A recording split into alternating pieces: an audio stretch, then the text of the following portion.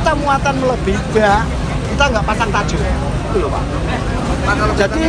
Jadi dari anggota sopir semuanya minta penjelasan masalah tajuk itu dianggap overdimensi, overload. Kalau memang kita muatan tinggi melebihi kapasitas yang ditentukan pemerintah, overload sampai gayor segala macam itu kesalahan wajib ditilang, gitu.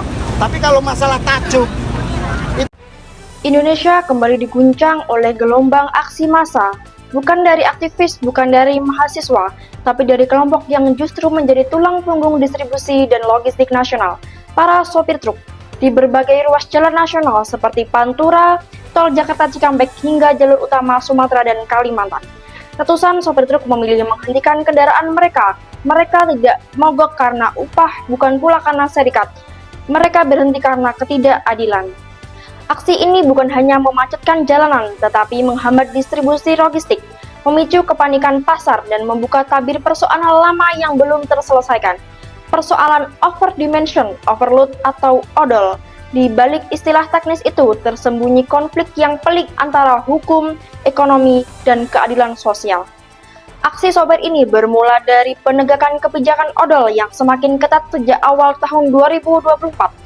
Pemerintah melalui Kementerian Perhubungan memperketat pengawasan dimensi dan beban kendaraan angkutan. Masalahnya dalam implementasinya, sopir truk menjadi pihak utama yang ditindak.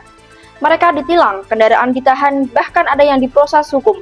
Padahal sebagian besar dari mereka hanyalah pekerja yang menjalankan perintah perusahaan. Sementara itu, data Kementerian Perhubungan mencatat bahwa sejak diberlakukannya razia odol nasional, lebih dari 15.000 truk ditilang. Dan sekitar 70% diantaranya adalah kendaraan pengangkut bahan pokok dan material konstruksi.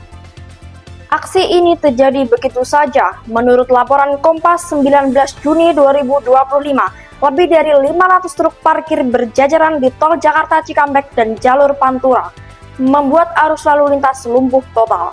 Para sopir truk membawa spanduk bertuliskan "Kami hanya sopir, bukan penentu muatan", dan "Tegakkan hukum sampai ke pemilik truk". Apa sebenarnya yang membuat para sopir mengambil tindakan ekstrim seperti ini? Pertama, karena ketidakadilan dalam penerapan hukum. Mereka merasa diperlakukan sebagai kambing hitam dari pelanggaran struktural. Kedua, minimnya edukasi dan sosialisasi tentang peraturan odol. Banyak sopir tidak tahu detail aturan dimensi dan berat yang diperbolehkan, apalagi tidak semua kendaraan memiliki timbangan sebelum berangkat. Yang ketiga, tekanan ekonomi. Dalam setiap logistik yang mengejar efisiensi, muatan lebih sering menjadi solusi cepat untuk mengejar keuntungan. Sopir pun diberi insentif dari setiap tambahan muatan, menjadikan odol sebagai kebutuhan, bukan sekedar pelanggaran. Aksi ini berdampak besar dan langsung terasa. Distribusi logistik terganggu, pengiriman bahan pangan, logistis proyek, hingga BBM terlambat. Ini menyebabkan kelangkaan dan kenaikan harga. Kemacetan nasional. Akses jalan tersendat, terutama di jalur vital antar provinsi. Kerugian ekonomi. Menurut estimasi Kadin, kerugian logistik akibat aksi mogok ini mencapai 200 miliar per hari. Menurutnya, kepercayaan publik terhadap sistem hukum dan kebijakan transportasi. Lebih dari sekedar mogok, ini adalah bentuk perlawanan terhadap sistem yang dianggap timpang dan merugikan mereka yang lemah.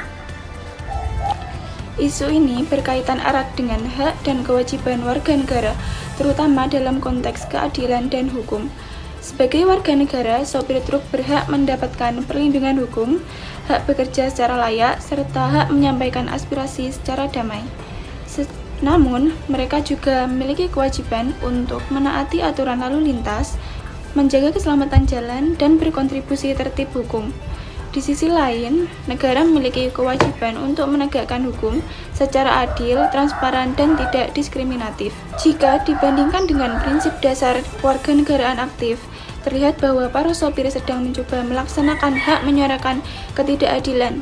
Namun, karena sistem hukum yang tidak proporsional, protes mereka justru menciptakan konflik horizontal di masyarakat. Masalah odol seharusnya tidak ditindak secara menyeluruh, bukan hanya sopir, tapi juga pemilik usaha, distributor barang, dan perusahaan logistik. Jika tidak, akan selalu ada kesenjangan antara hukum dan keadilan, antara aturan dan realitas lapangan. Saran untuk masyarakat, yang pertama adalah pahami bahwa sopir bukanlah pelaku utama odol. Mereka bagian dari rantai sistem yang lebih besar. Dukung penyelesaian masalah melalui jalur hukum dan mediasi, bukan hanya dengan menyalahkan para pekerja di lapangan. Dan untuk pemerintah, tegakkan hukum odol secara komprehensif dan menyeluruh. Tidak hanya menyasar sopir, dan juga buat program edukasi dan pelatihan untuk sopir tentang keselamatan, dimensi, dan regulasi muatan. Sediakan mekanisme dan mediasi antara sopir dan pemilik perusahaan. Kasus mogok sopir truk ini menyuarakan lebih dari sekedar protes terhadap peraturan lalu lintas. Ini adalah cerminan dari persoalan struktural dalam sistem distribusi nasional yang belum berpihak pada keadilan. Di balik setiap pelanggaran hukum ada latar belakang sosial dan ekonomi yang harus diperhatikan. Sebagai bangsa, kita tidak hanya dituntut untuk taat hukum, tapi juga untuk memastikan hukum itu adil. Karena keadilan bukan soal aturan, tapi soal berpihak kepada kebenaran dan kemanusiaan. Sepenuhnya pihak supir kita mendukung, Pak, kebijakan pemerintah tersebut. Cuma dari aturan tersebut kami merasa keberatan karena tidak disesuaikan dengan regulasi ongkos atau perbandingan ongkos, sehingga pelanggan-pelanggan kami atau pengusaha-pengusaha yang bekerja sama dengan kami, kalau istilahnya tonnase diturunkan, otomatis ongkos itu ikut turun.